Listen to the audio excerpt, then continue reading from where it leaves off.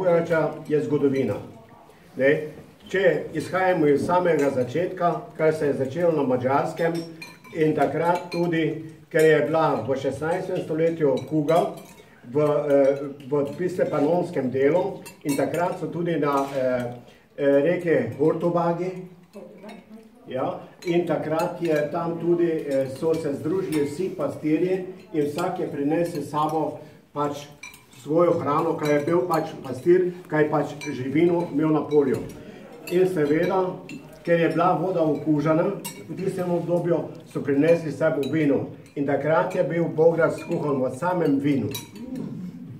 In zelo zanimivo tudi, da tudi zelo dosti uporabljamo vina v današnjem bograču.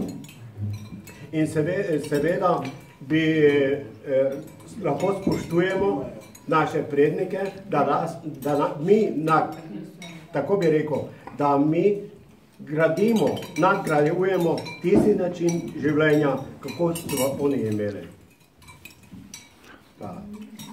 Hvala.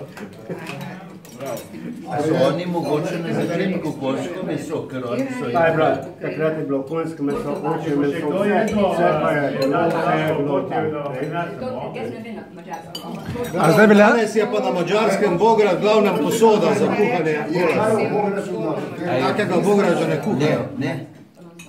Na Madžarskem je prkelj. Govej golaž še ne viš. Živo človeka je ena dobrina. V Lipi, no tam, kjer bomo danes... No, ta gospod je bil glavni kuhar pri hotelu Dejana v Murski Soboti in gospod Časar je eden od boljših kuharjev tukaj v bližini. In seveda specialist za znameniti bograč. No, končajmo s pogledom njega.